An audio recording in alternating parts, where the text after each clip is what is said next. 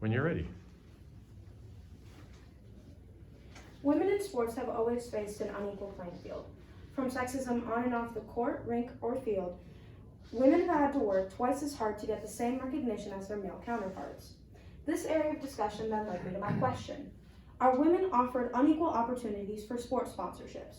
While the presumable answer is yes, it is important to understand where it stems from to grasp how to change and why it's truly necessary. Even so, solutions aren't as simple as just give more sponsorships. It takes systemic change and development. The use of sports sponsorships have been in practice since the early 19th century with the birth of the baseball card. It is a powerful marketing tool that has been proven beneficial to both companies and athletes. There are two main different types of categories that sports sponsorships fall under. On the one hand, there are entire team sponsorships. This is seen most with soccer teams like Manchester United and Chevrolet, or Real Madrid and Fly Emirates. On the other hand, there are individual athlete sponsorships, and the largest deal in place today is Nike and Tiger Woods. This gives him a net value of $54 million a year. According to the Olympic Review Committee, even when laws and policies are unchanged, deep-seated attitudes in regards to gender roles can hold back substantive change. So while there have been a multitude of social movements, nothing with drastic change has truly happened due to sexism. But exceptional women are changing the game. In an article done by the New York Times, it outlines the importance of Serena Williams. Her feats in sports are nearly unmatched, but on a list of the 60 highest paid athletes in the world, she stands at number 33. And on a list of 60 people, there are 58 men and 2 women. The NCAA, or National Collegiate Athletic Association, is a nonprofit organization that regulates student and athletes' school programs since 1906. One of their largest rules is that student athletes are not allowed to obtain sponsorships. This means that athletes have to wait until their professional career to obtain an income from sponsorships. This puts an emphasis on the need for equal pay, treatment, and opportunities within the NCAA. One recent example where the NCAA fell short is when the March Madness controversy happened.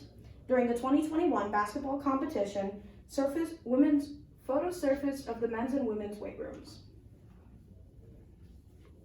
Behind me is an example of one of the men's weight rooms, and here's the women's. Under the grounds that everything is equal within the NCAA, dividing the two, their treatment through the NCAA just shows how large that divide truly is. COVID-19 prevents an issue to the improvement of equal pay for women. In 2020, the NFL took a 90% deficit in total attendance, and this significantly lowered their profits as well as many other leagues or associations.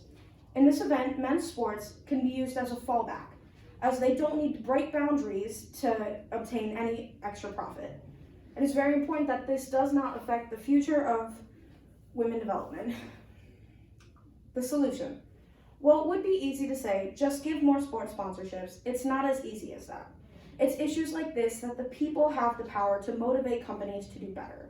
Brands need to be encouraged and called upon to do better. And another way for society to truly make change is to get involved and push for more legislation about equal pay and opportunities. I'll add a huge track of like thunderous applause and next one. All right. How did your research question evolve as you moved through your research process? I began solely by looking at where do opportunities for women fall short within sports, and then I realized that there are so many different outlets that can move into that I moved into equal pay. But even within equal pay, there are things like sponsorships and within a team who gets paid what. So from there, I kind of focused my idea more on sponsorships because I saw that as an opportunity where there are companies to call upon who have a history of, for the same deal, paying one person $20 million less. Okay, thank you. What additional questions emerged from your research and why are they important?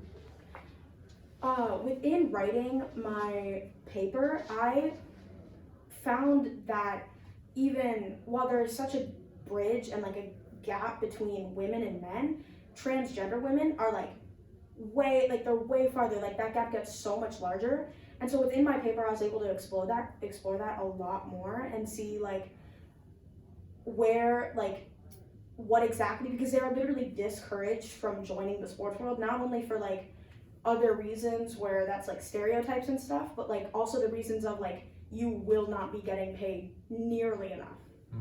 So. Okay, thank you very much. Another huge thunderous rump. I'll add it to the soundtrack.